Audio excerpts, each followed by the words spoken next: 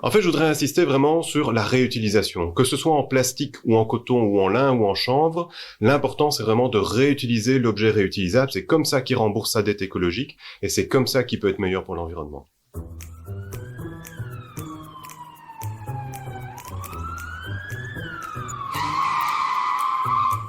Bienvenue dans Éco-Conso et vous, le podcast qui met des idées vertes dans vos oreilles et dans votre quotidien.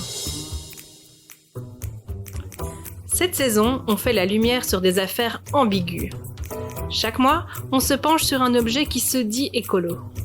Premier suspect, le tote bag en coton. Alors, écolo ou pas ? Entre bonnes intentions et greenwashing, se pourrait-il qu'il cache bien son jeu ? Me raconte pas de salade, objet numéro 1, c'est parti pour l'enquête. Alors le petit nouveau, on enquête sur qui aujourd'hui ? Aujourd'hui, sur le tote bag en coton, inspectrice. Le sac en tissu là, un peu fourre-tout. Oui, exactement. Alors, on a un portrait plus précis du suspect ? En général, il est en coton, avec 2 anses. Il sort souvent habillé d'un genre de logo promotionnel, d'une petite phrase sympa imprimée dessus aussi. Ah oui, ma fille en a plein. Elle les utilise pour faire une course, aller au sport, trimballer ses classeurs. Bah, il est plutôt écologique lui, non ? À vrai dire, je ne sais pas. Il y a quelque chose qui me chipote. Ok, reprenons son dossier. Qu'est-ce qu'on sait sur lui ? Je vois que dans sa déposition, il dit qu'il est écolo. Classique. Et ça tient la route ? Sa durée de vie est bonne. Il faut dire que le coton, c'est du costaud. Ouais. Mais ceci dit, dans l'analyse demandée au labo, je vois que son bilan carbone n'a pas l'air terrible. Ah bon ? C'est-à-dire ? Je vois ici que fabriquer un sac en coton, ça émet 4 kilos de gaz à effet de serre. C'est 50 fois plus qu'un sac en plastique jetable. Exactement. Mais il dit que si on le réutilise suffisamment, il rembourse sa dette écologique. Possible. Pourtant, la culture du coton, c'est une cata écologique, non ? Il me semble en effet que ça consomme énormément d'eau et de pesticides. Je ne suis pas au clair là-dessus. En effet, on a quelques points à éclaircir. Allez, je fais venir un spécialiste.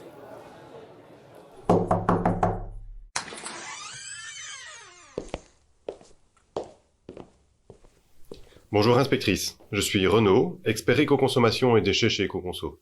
Merci d'avoir fait vite. On enquête sur le cas du tote bag en coton.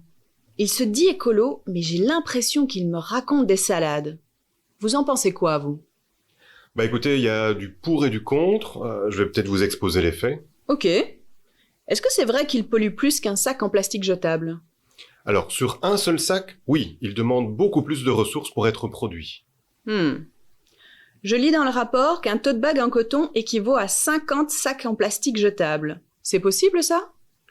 C'est possible parce que quand on produit un tote bag en coton, en fait, on produit 4 kilos de gaz à effet de serre. C'est 50 fois plus que la production d'un seul sac en plastique jetable. Donc c'est effectivement beaucoup plus important. Et il y a aussi 40 fois plus de consommation d'eau. C'est pas en faveur du tote bag, tout ce que vous me dites là.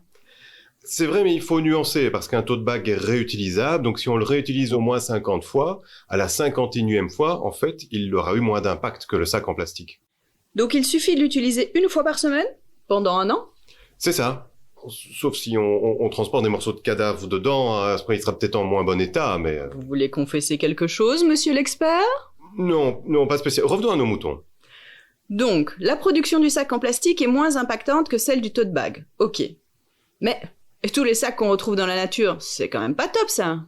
Non, et là vous avez tout à fait raison, et l'étude en question qui montre qu'il faut réutiliser au moins le sac 50 fois n'a pas tenu compte de cet aspect-là. Bon. Donc le tote bag en coton pollue plus à la fabrication, mais se rachète avec le temps, et n'utilise par définition pas de plastique. C'est ça. Il y a quand même quelque chose qui continue à me chipoter. Ça n'utilise pas des pesticides, la culture du coton ? Si, et pas qu'un peu, c'est d'ailleurs un des gros problèmes de la culture du coton. Je n'ai pas reçu ces données avec l'éco-bilan. Ça ne m'étonne pas, parce que l'éco-bilan est là pour montrer l'impact d'un produit du berceau à la tombe, du début à la fin, mais il ne tient pas nécessairement compte de tous les aspects. Et si on prend un tote bag en coton bio, alors ? Alors ça, c'est une très bonne question, inspectrice. En fait, c'est vrai que c'est curieux de prime abord, mais en fait, le coton bio a plutôt plus d'impact que le coton traditionnel, parce que le rendement est moins bon. Vous m'avez perdu, là. En fait, de manière générale, le fait de ne pas utiliser d'engrais ou de pesticides de synthèse va plutôt diminuer l'impact sur l'environnement, parce qu'il y a moins de consommation de ressources, mais on aura besoin aussi de plus de terrain. Parfois, ça s'équilibre, mais la plupart du temps, les éco-bilans montrent qu'en fait, il y a plus d'impact avec du coton bio qu'avec du coton conventionnel. Mais votre analyse écologique, là, elle ne tient pas compte des engrais de synthèse? Ça vient de la pétrochimie, non? Donc du pétrole. Ça doit pas être terrible pour l'environnement, ça. En fait, l'éco-bilan va en tenir compte, mais partiellement seulement. Donc, c'est-à-dire qu'il y aura forcément pas la consommation de ressources pour fabriquer les pesticides et les engrais, mais par contre, l'éco-bilan ne va pas tenir compte de la perte de biodiversité due à l'utilisation des pesticides, par exemple. Ah, bon? On ne mentionne pas non plus l'appauvrissement du sol après un certain temps ou les effets sur la santé au niveau des travailleurs ou des personnes qui habitent autour des champs, par exemple. Ah, c'est traître, ça. On ne tient pas compte non plus de l'effet cocktail de différents pesticides qui sont utilisés. Maintenant, c'est souvent difficile d'intégrer ça dans un éco-bilan. Pourquoi? Parce qu'on va quelque part comparer des pommes et des poires. On va comparer un impact sur la santé avec une émission de gaz à effet de serre, et c'est pas du tout la même chose. Vous êtes en train de me dire qu'il vaut mieux un sac réutilisable en plastique, car il demande moins d'eau, moins de pesticides et moins de champs à exploiter? Oui et non, en fait, on pourrait tout à fait faire le choix de prendre un sac en coton bio issu du commerce équitable. Comme ça, on sait qu'il a été fabriqué dans de bonnes conditions, qu'il n'utilise pas de plastique, même si on sait qu'in fine, il a plus d'impact sur l'environnement qu'un sac réutilisable en plastique.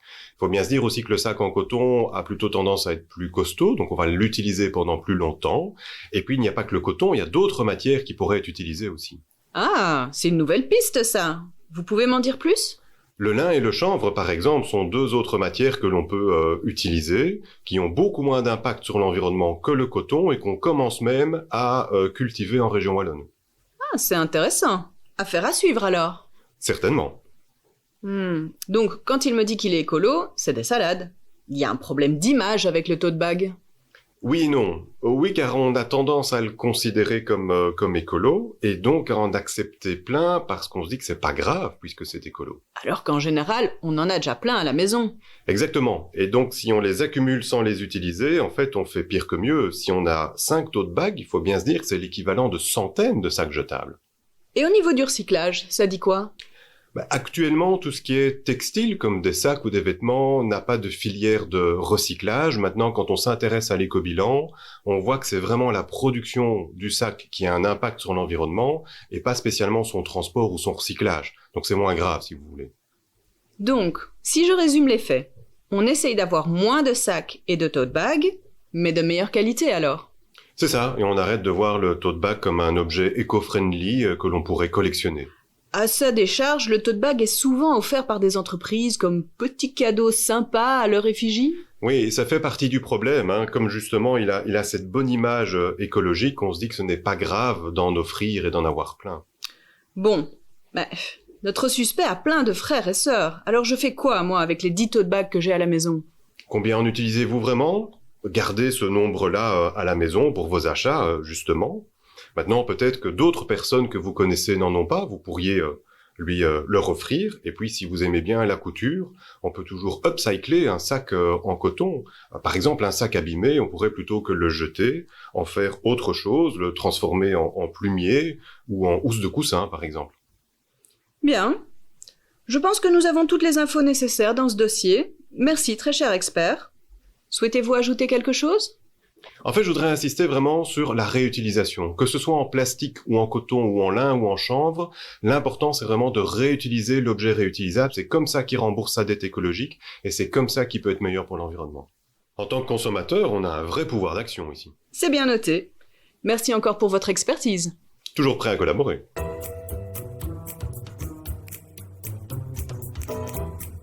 Alors, le tote bag, écolo ou pas? Bonne idée ou fausse piste? Le jury s'est réuni. Me raconte pas de salade, objet numéro 1, place au verdict.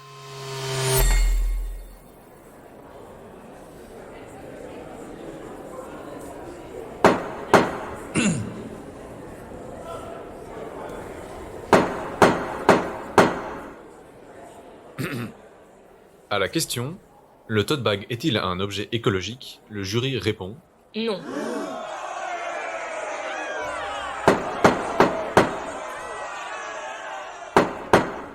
La parole est à la présidente du jury. Merci, votre honneur. On reconnaît que, pour une personne qui n'a pas encore de sac pour transporter ses courses, le tote bag peut être intéressant. Néanmoins, et en toutes circonstances, notre premier réflexe doit toujours être d'utiliser ce que l'on possède déjà. Sac à dos, sac réutilisable en plastique, sacoche de vélo. On choisit donc le réemploi. Pouvez-vous résumer les arguments à charge du tote bag? Le tote bag en coton doit être refusé, car on en a souvent déjà plus d'une dizaine chez soi. Certains tote bags ne rembourseront donc jamais leur dette écologique, car on les oublie dans une armoire. Or, la production de la matière première, à savoir la culture du coton, a un impact conséquent sur l'environnement. Peut-on lui reconnaître des circonstances atténuantes? Oui, accepter un nouveau tote bag en coton est envisageable si, et seulement si, le consommateur n'en possède encore aucun, ou si c'est pour remplacer un sac en plastique abîmé qui est en fin de vie. J'imagine que vous avez employé votre fameuse méthode pour parvenir au verdict. Tout à fait, votre honneur. Dans ce genre de situation, la méthode éco est notre meilleur allié. E comme évaluer, C comme choisir et O comme optimiser. On évalue ses besoins, on choisit la version la plus durable du produit, puis on optimise son utilisation. Pouvez-vous résumer votre réflexion pour notre audience? Bien volontiers. Premièrement, avant d'accepter ou d'acheter un tote bag en coton, on évalue ses besoins. Ai-je déjà un sac? Existe-t-il des alternatives plus écolo que le sac en coton? Dans ce cas-ci, par exemple, il y a le sac en lin ou en chanvre. Deuxième étape, on choisit la version la plus durable du produit. À quels critères dois-je être attentive pour bien choisir? Si on veut vraiment un tote bag en coton, on le choisit plutôt équitable et bio. Le jury a bien entendu que les éco-bilans qui comparent le tote bag en coton classique à celui en coton bio ne donnent pas forcément ce dernier gagnant. Mais étant donné que certains aspects ne sont pas analysés, comme tous les effets des pesticides sur la santé ainsi que la biodiversité, nous considérons malgré tout que c'est une option à préférer si on opte pour le tote bag en coton. Enfin, troisième étape, une fois le tote bag accepté ou acheté, on optimise son utilisation. On le garde le plus longtemps possible, on le réutilise souvent et on se renseigne sur sa valorisation en fin de vie. L'upcycling, par exemple, a toute sa place ici. Madame la présidente du jury, je vous remercie, vous et votre équipe, pour ce travail de qualité. À la lumière de ces informations, je déclare le tote bag coupable. Son image est écolo, mais son impact à la fabrication et ses multiples exemplaires dans nos armoires jouent en sa défaveur. L'audience est levée. La méthode éco dans son intégralité ainsi que toutes les enquêtes de la campagne Me raconte pas de salade sont disponibles sur le site ecoconso.be. Suivez-nous aussi sur Facebook, Instagram et Twitter. On vous donne rendez-vous le mois prochain pour mettre un nouvel objet sur le grill. D'ici là, on compte sur vous pour mettre du vert dans votre quotidien. Éco-conso et vous, un podcast qui met les objets écolos à l'interrogatoire pour vous aider à faire le bon choix. Vous avez apprécié cette enquête? Abonnez-vous au podcast sur votre plateforme d'écoute préférée et donnez-lui 5 étoiles sur Spotify. Avec le soutien de la Fédération Wallonie-Bruxelles et de la Wallonie.